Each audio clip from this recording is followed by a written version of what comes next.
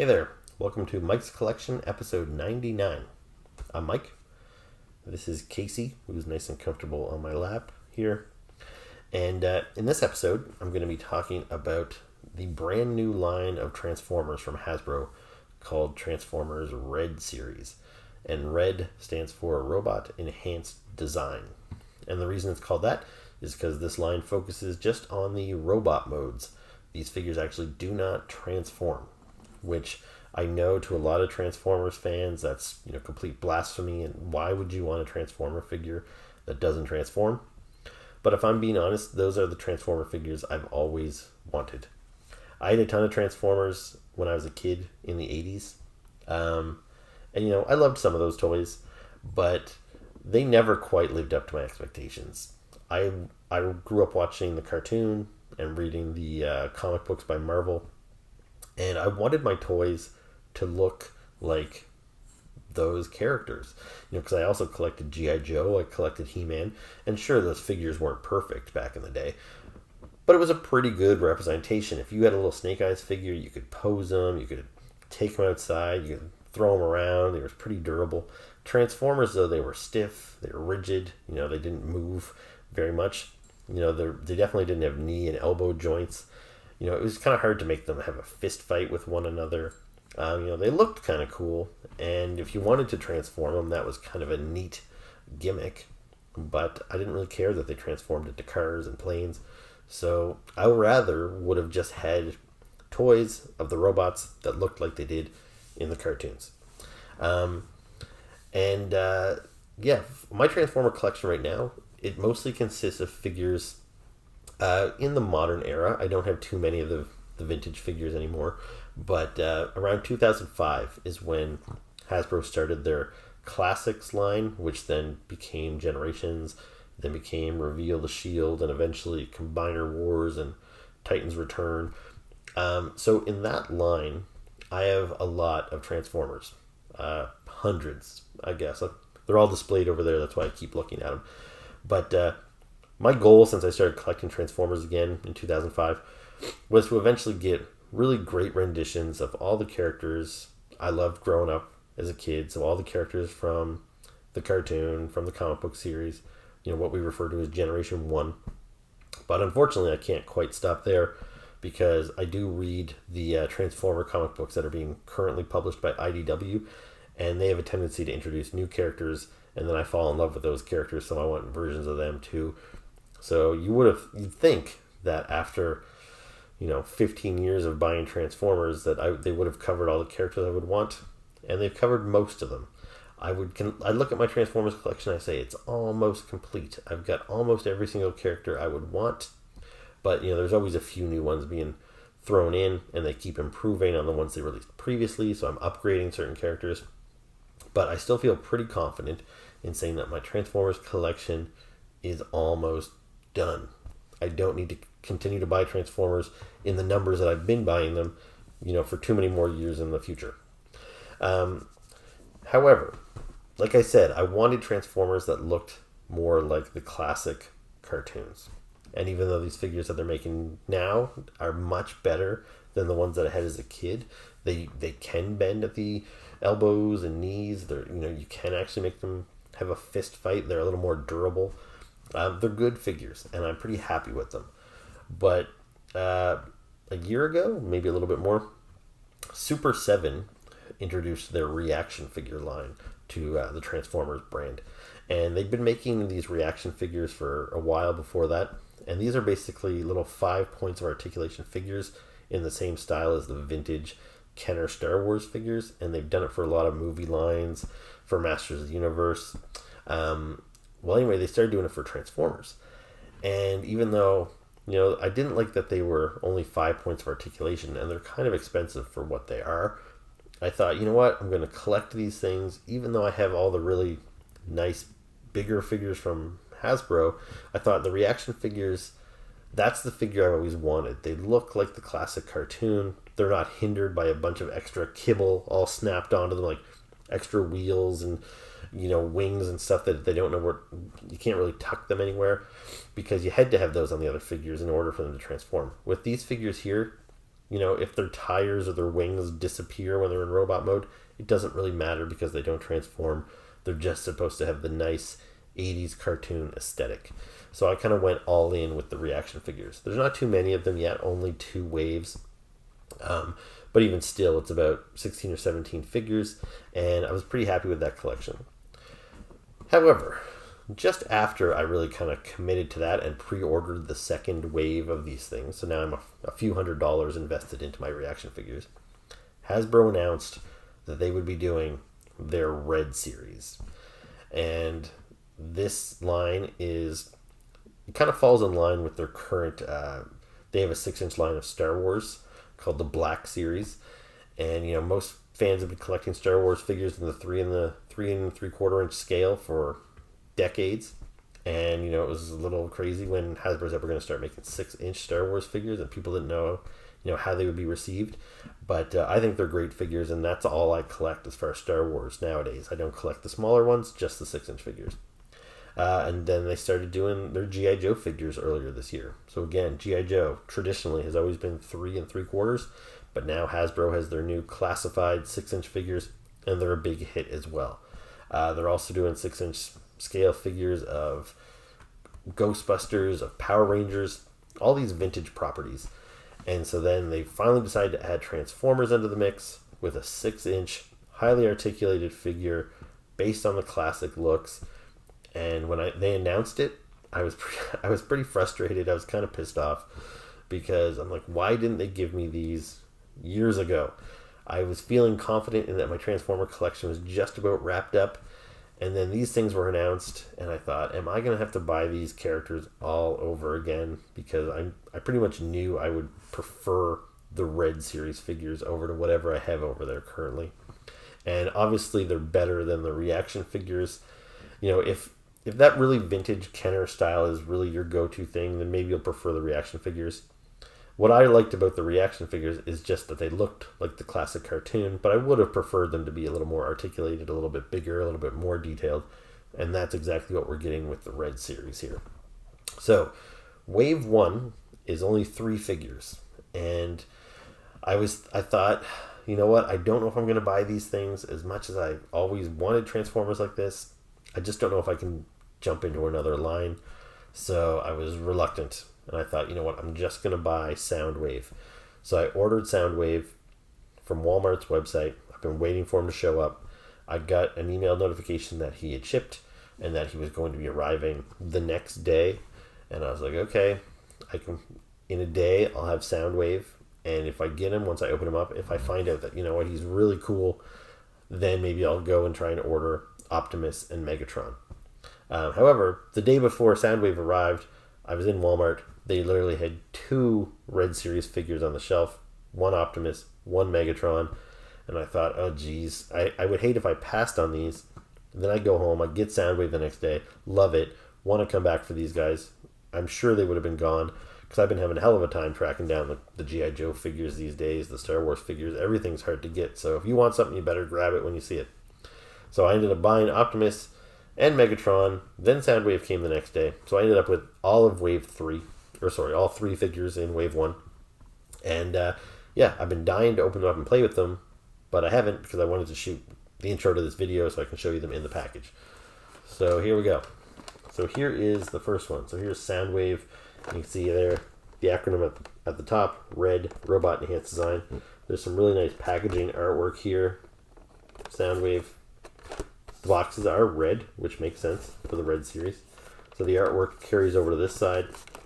On the back, you see a picture of the figure along with some close-up shots. And on the side there, you can see all of his accessories. So he's got Laserbeak in tape mode. He's got his gun. He's got some alternate hands. So yeah, it looks pretty cool. And very similar in packaging to the Star Wars Black Series, the G.I. Joe Classified. Like, it's not exactly the same packaging, but if you're somebody that collects in box, I'm sure these guys would look nice stacked up next to those other collections as well. So there's Soundwave. Next up, we've got Optimus Prime. So again, there's some nice Optimus Prime artwork on the box. Some shots of the Optimus figure as well as his accessories. So you can see here his hands are interchangeable, so you can put that axe in his hand. He's got the matrix of leadership that goes into his chest. He's got his gun. And on the side of the back, and you'll see all that stuff. There's the matrix, the axe, the alternate hands. So yeah, lots of cool stuff in there. He looks pretty great from what I can tell from here. So I'm pretty excited to check him out. And lastly, Casey, look what we got here. So this is Megatron. So here is the leader of the Decepticons. Again, some really nice artwork there on the box. Picture of Megatron on the back. He's got an Energon cube as an accessory, which is pretty cool. He's got this kind of ball and chain that can go on in place of his hand. We saw them use those in the cartoon. I think it was the animated movie where they broke those out. But all in all, pretty cool. So I like the look of the boxes. Nice big window on the front that you can see the figure. I like this, the separate window on the side to show off the accessories. I think that's pretty cool. It's a really nice presentation for these figures. So yeah, now we're going to open them up, take a look at them. I'm actually kind of hoping that I don't love them, because if I do love them, then I feel I'm going to buy every one that they put out. And who knows? I don't know if they're going to go as deep in this line as they have with their standard Transformers, like making all the Dinobots, making the Insecticons, making all the Seekers, but if they do, I might be stuck buying them all, and I really don't want to. But at the same time, even if I buy a few of them, I won't want a half-done line either. Like if I end up with, like, say, 40 of these, then I'll probably want 80 of them, because I'll want every character in this new style. But anyway, I'm getting ahead of myself. Let's pop these guys open and we'll take a closer look at them. Okay, so let's first take a look at Soundwave outside of the packaging. So here he is, and at a glance, I think you can tell that he looks pretty great. This is pretty much exactly how Soundwave looked in the cartoon series and in the subsequent comic books by Marvel and the comic books that were later published by Dreamwave and IDW. So this is just a really solid representation of the character. So yeah, aesthetically, I think he looks great.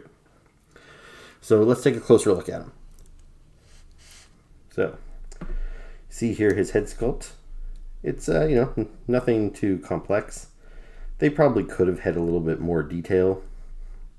Like with this line here, I don't necessarily need them to try and capture the exact look of the cartoon. I want the basic look, but like on the sides of it, his head here, for example, like they probably could have had some lines going across there or something. Like in the cartoon, the designs were simple so that animators wouldn't have to draw a bunch of lines over and over again. And it makes sense for the reaction figures to be simple. But here, I think they probably could have added a little bit more detail than what we have there. But not really complaining, because I still think it looks really good. The chest here, so you can see he's got the clear glass on the front. Because if you weren't aware, Soundwave, the original Soundwave from the 80s, transformed into a tape deck. They've changed him up in more current years to be things such as a tank or a spaceship. And that makes sense because, nobody even knows what a tape deck is anymore.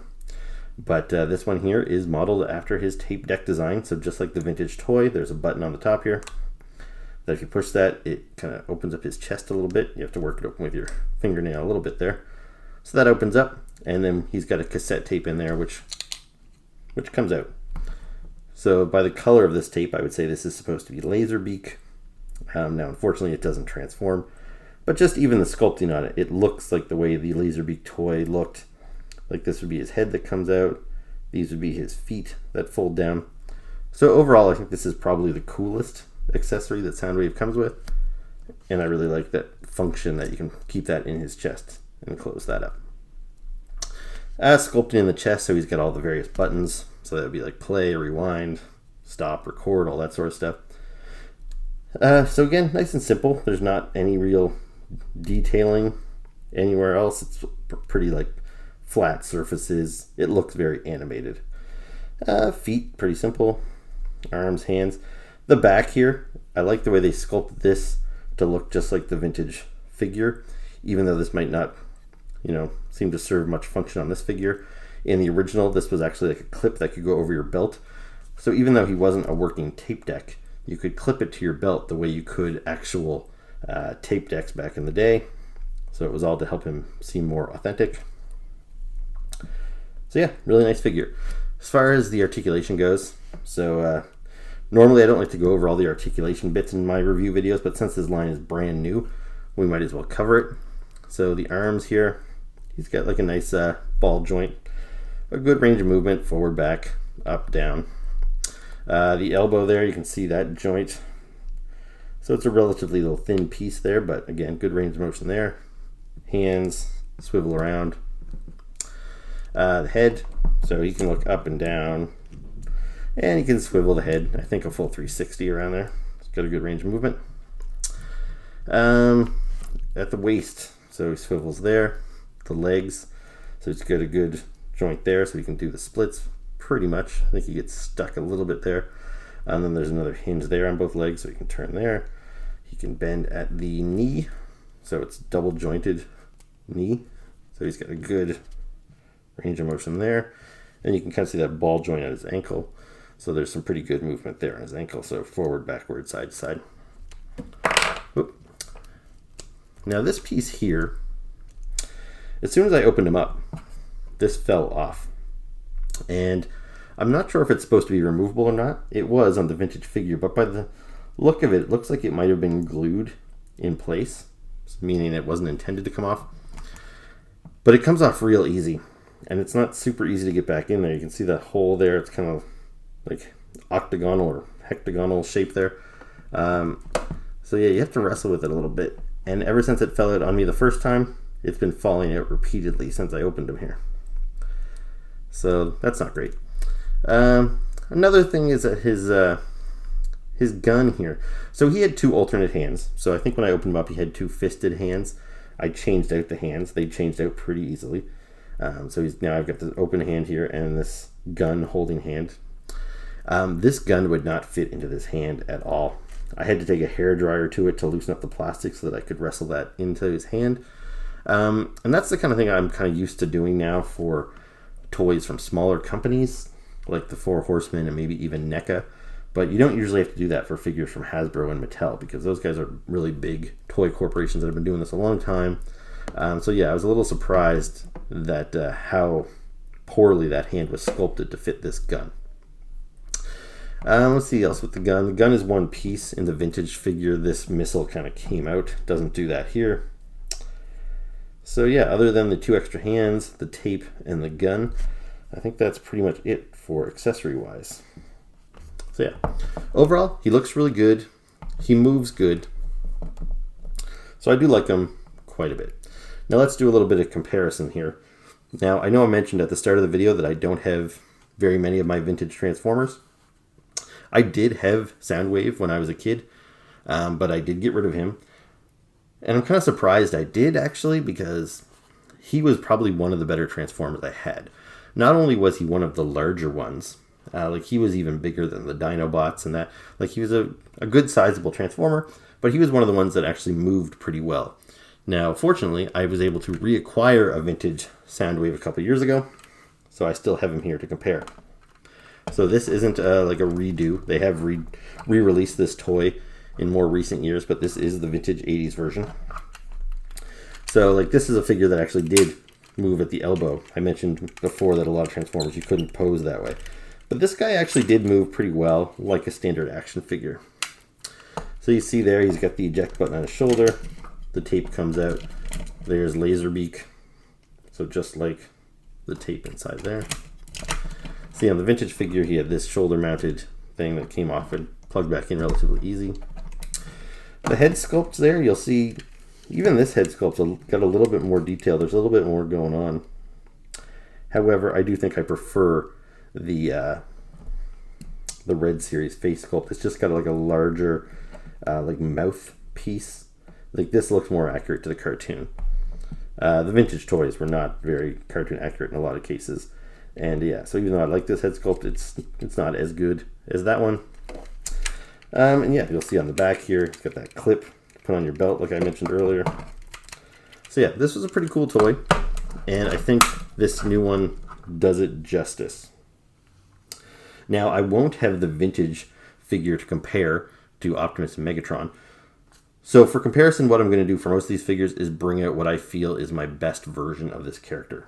I have quite a few Soundwaves in my collection, but the one I got just last year I think is the best. Setting aside the vintage one, even though like the vintage one has a nostalgia factor, but I don't necessarily think it's the best version of Soundwave. But this here is the Siege version of Soundwave. So this is a very recent version. He's got a very classic look to him. Now this has got kind of a battle damaged look, so that's why he's got all this gray scuffed up paint on him. But he also had the ejectable tape deck. Really nice head sculpt. And see, even here on this head sculpt, you see what I'm talking about? It's got sort of vents on the side of his face. It's got that one kind of sculpted line through the faceplate. Like, I think they could have done some of that here just to make the sculpt a little bit more interesting. So yeah, really nice figure. You see the similarities in everything from the design to the weapons.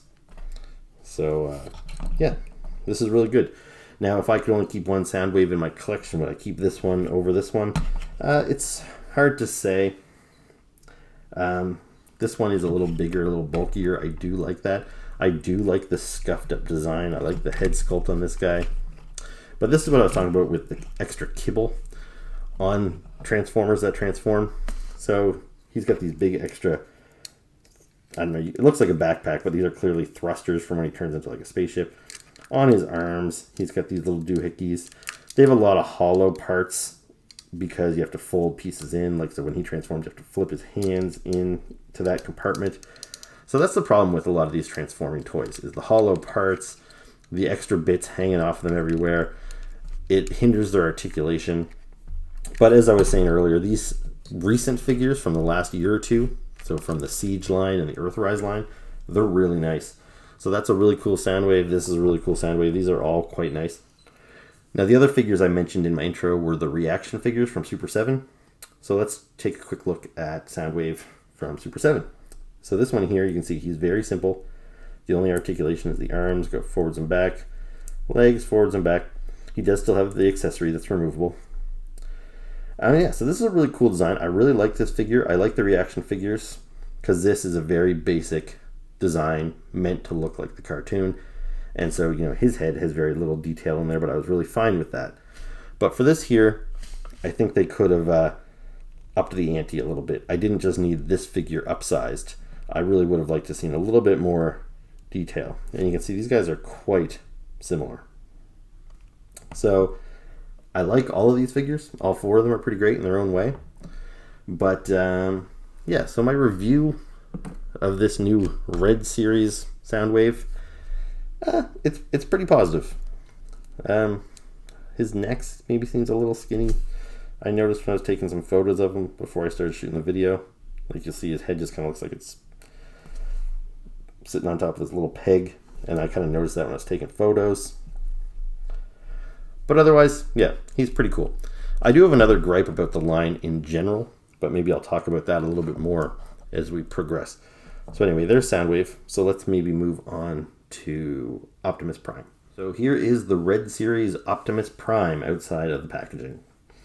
And he looks pretty cool, like a very classic Optimus. But I have a couple little beefs right off the bat, and you can probably see them. They're pretty obvious.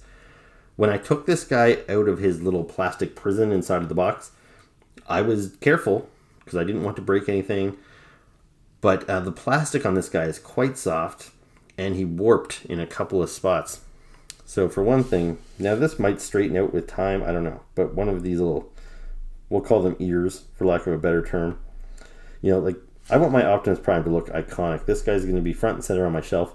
I can't have his little ears bending like they're soft plastic. They're supposed to look metallic. So I really don't like how that one ear is kind of bent and leaning in. Also, both of his smokestacks were kind of warped. This one's not so bad, but this one really is. I think you can see how that curves outward. So that's pretty frustrating. And worst of all was his gun. I don't know if you can see this, but his gun looks like a wet noodle here.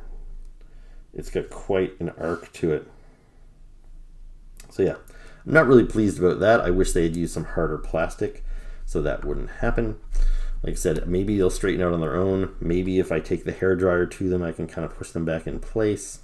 But I really don't think you should have to do that with a toy from Hasbro in one of their main toy lines. Other than that, he looks really great. The design is very iconic and simple. He's got the kind of like white lower legs here. I know some people prefer a gray look. I don't really have a preference one way or the other. I think it looks good, the red, white, and blue.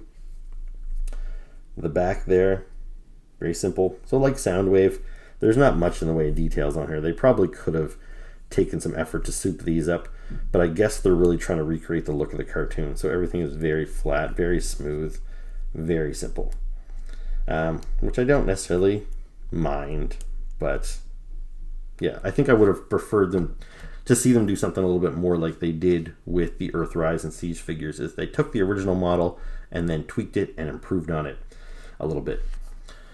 All right, so articulation, he's probably pretty similar to Soundwave. Now his shoulders here, he's got a little bit more room to move his arms. He's got the double jointed, or is it, no, sorry, just a single jointed elbow.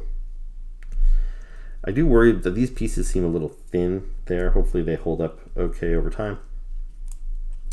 For the legs, so he can't quite do a full split either. That's about as far as his legs go, but he's got the same swivel there. He's got, I don't know if it's a double jointed knee or not. Looks like maybe a single jointed knee. He's got good movement in the feet. You can see there, he's got quite a good range of motion. So yeah, moves pretty nice. He stands pretty firmly. Now this is a very minor gripe, but since Hasbro just recently launched their G.I. Joe classified figures, one of my biggest complaints with that line is that they didn't include any display bases for the figures. You know, most of these toys are made for collectors. They know collectors aren't going to take these toys out in the sandbox. They're going to put these guys on a shelf for display purposes. And the G.I. Joe figures really should have had display bases that really would have helped them from toppling over, because I would get really tired of dealing with my Marvel Legends figures constantly falling over, my He-Man figures falling over, and I'm sure it's going to be the same with G.I. Joe. So Transformers, these guys are less likely to need display bases because they have such big feet. They've got a really good solid base to stand on, so I'm not too worried about him falling over. However, you know, they could have done it. They've got holes in the feet, so I think anything that would feel like some extra added value if they did have a little base that maybe looked like a little square out of Cybertron or something. That could have been really cool. You know, you could have had different color bases for the Autobots and Decepticons. So yeah, by no means a deal breaker with these figures, but since you're starting a brand new line, it might have been nice to start it off right.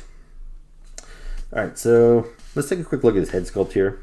So like Soundwave, it's a good head sculpt, but it's pretty simple. You know, there's been other head sculpts popping where there's some more detail on the sides. His eyes, they kind of fade into the gray. I wish maybe the light blue on his eyes was a little different, like than the color of the gray on his face. They just look a little too muted. So for his chest here, it opens up similar to Soundwave's. There's no eject button, but if you flick on the side here, the chest opens up and he has a matrix of leadership inside there. So that's pretty cool. That's removable. I plugged it in there earlier and yeah, I can't get a good grip on it now to get it out, but trust me, it comes out. I clicked it in place there, so it's nice that it holds in place. But I will say I don't necessarily love that you can see it through the windshield, because you have to imagine that this guy would he would turn into a truck, and if he was driving down the road and you could see that through the windshield, that kind of takes away from the illusion. I would have preferred if these were like blued out and you couldn't really see inside of his chest, and then you could flick it open and put the matrix in there. But so not a big deal, but I would prefer that. What else? So for accessories, he came with 4 extra hands. One thing I like is I noted this in my Cobra Commander figure review. So yeah, here's my Cobra Commander from the classified wave. I actually don't have him with the pointed hand in right now, but I really like that he came with an additional hand where he was pointing, and Optimus has one too. It seems like a good thing that every leader should have. If I wanted to display this guy, you know, directing the other Autobots, it's good to have that pointy finger. Otherwise, he's got another closed fist. So he's got a closed fist for each hand. And then the other hand, what was it?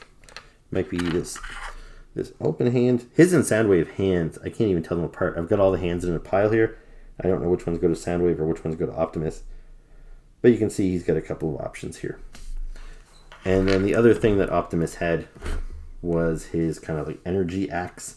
So this is cast in kind of a translucent orange plastic. It's got the same nub with a little joint there, so you can get some movement on that. But yeah, it feels it's pretty soft. It feels like it could bend or warp pretty easily. And yeah, I'm a little reluctant to be pulling out hands too much and sticking these things in here, because if you watched my last video, you saw that I broke my Lion-O as soon as I opened them up. So yeah, I don't really want to break anything here, so I'm going to be cautious. But that should just plug into there, just like he did in the cartoon. And then of course he's got his gun. And like Soundwave, I did have to take the hairdryer to his hand so that the gun fit in there.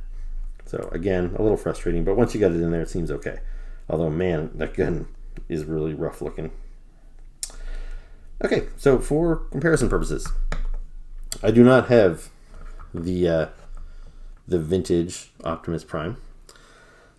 The vintage Optimus Prime was a cool toy as well. It has a nostalgia factor to it, but it was one of those toys that didn't move super well. So yeah, I did have that as a kid, but I no longer do. So the Optimus Prime that I'm going to bring this out and compare to is the Earthrise Prime. So very nice Optimus Prime. Like the Soundwave from Earthrise, he's got some battle damage on him. So you can see all this like scuffed up dirt. So some people might not like that, but I don't mind. But the head sculpt here, really great head sculpt. Really nice design. Very, Generation 1-esque. But he does have some pretty serious kibble on him. If I flip him around, you see he's got this big old backpack on there. On the back of his arms, he's got all this extra junk. So that's the stuff I could do without. And his legs here, you can see they turn around and kind of got these hollow bits. The feet look a little weird, how they're separate pieces. So this is a really nice figure, but it just suffers from some of those issues that all Transformers have because they need to transform. So this figure fixes most of those issues. But again, it's hard to say which one I actually like better. We've gotten so many Optimus Primes over the years that, yeah, dare I say I'm a little Optimus Primed out. Like this one here, it looks so iconic, but yeah, I'm more excited to get some other characters. Of course they're going to make Optimus Prime and Megatron in the first wave, but I've got so many Optimus Primes in my collection. I would have preferred somebody different. So that's not really a knock against this figure, but just maybe the character in general. And then what I also have is the reaction figure. So let's bring him out here. So you see he's quite nice. You can see the similarity in design. Probably the biggest difference is the fact that he does have solid blued out windows. And that's what I would have liked to see on this figure. Maybe not quite that bright blue, but something similar. Like this one's got a nice kind of happy medium. He's got blue windows, but they're still see-through plastic. So maybe something like that. If these were just still see-through, but like a darker shade of translucent blue plastic, that might have been a little bit better. But overall, all of them are nice Optimuses. This guy here, like I said, he looks a lot like Optimus Prime from the cartoon, from the comic books. So yeah, it's pretty hard to complain. But yeah, I mentioned something else with Soundwave, and I'm going to mention it, so I'll mention it here with Optimus. One of the issues I have with this line is kind of the size of them. So they all seem to be to scale with one another. So there you see Optimus next to Soundwave. They look great.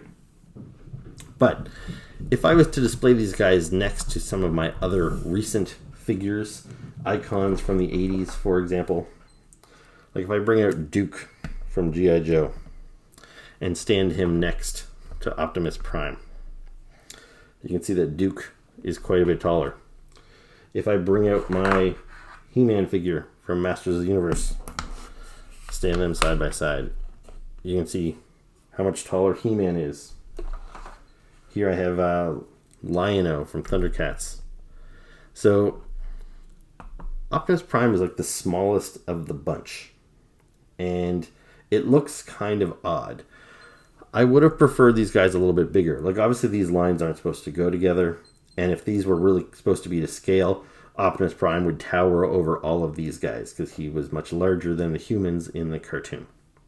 But I would like to see these figures if they were at least this big. Because, like, if I move this Optimus out of there and put this guy in, try not to knock everybody over here. I think you can see just how much better that looks. It just makes more sense. This Optimus is bulkier, he's taller, he fits in with these other Hasbro and Mattel figures much better. So I'm not sure why they decided to scale these new Red Series figures kind of small. It's a bit disappointing because if they're going to continue with this line, presumably they're going to keep the figures in some sort of scale. So that means characters like Bumblebee will be shorter, maybe only about up to here on Optimus Prime. So by making the big characters like Optimus Prime and Soundwave this small, it's going to make the smaller characters that much smaller. I don't know why they couldn't have made these figures this big, because these figures are essentially the same price. These are both $30 figures. I would think these ones here would be cheaper to produce just because there's a lot fewer pieces required. So yeah, if they're going to charge us the same price, I would have liked to see these figures be like maybe another inch higher or so. So, you know, for them on their own, the Transformers, if you have a shelf with just your Transformers on it, I think they'll probably all look good. They'll all be to scale. But if you did want to stand this Optimus next to your other transforming toys or next to your G.I. Joe classified figures, I think they're going to look a little dinky by comparison. But anyway, so let's take a look at the last one, which is Megatron. So here is the Red Series Megatron outside of the packaging. And I think Megatron might be the nicest out of the bunch. I don't really have any complaints about him. He doesn't have a skinny neck. He doesn't have any bent parts. He just looks really good. And yeah, I don't know what else is there to say. Also, I think probably if I were to compare these to the best versions of these characters in my collection, before I do that, I just want to throw up a picture of Megatron from the cartoon, and you can just see how well this figure captures the look of the cartoon. I think it looks great. But as I showed you with both my Soundwave and my Optimus, I had the Siege versions of them. So they were based on the original animated look, but they were a little more detailed. They had all that dirty, mud effects on them and stuff, which I don't mind. I actually kind of like it. But with Megatron, the best Megatron I have in my collection is one I just got a couple of months ago. And it is the Earthrise Megatron. Or maybe this is even the Siege Megatron. I can't remember. I think maybe it's Siege. So they released Siege Megatron, and he had that same muddy effects on him. And I didn't buy him. But then they re-released it with cartoon animated colors on him. So he's kind of cell shaded to look like a cartoon. And I think it's a really cool looking toy. So there you go. And just like these effects here, like these are supposed to be like reflections of light on him. And it really does look like he stepped right out of an animation cell. Having those, the way he's colored and having these paint effects with these lines. He's just really great. So if I had to say which of these figures are the best from before I get the Red Series, which of these three figures that I showed you earlier are the best of them, I think Megatron is the best out of the Optimus and the Soundwave from Siege.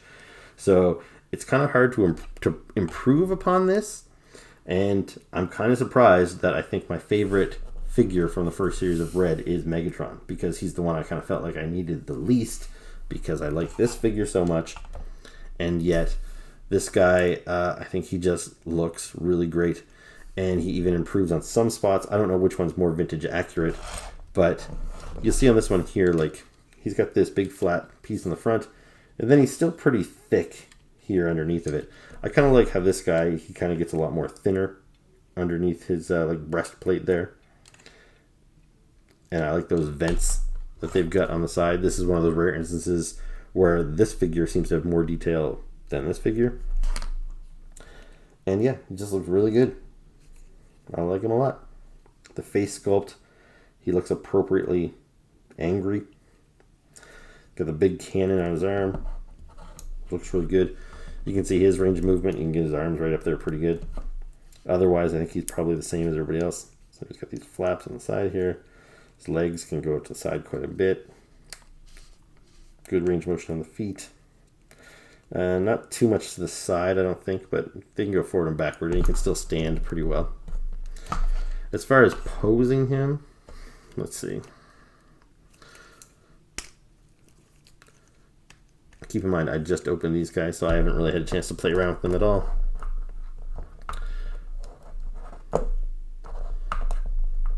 But yeah, he seems to move okay.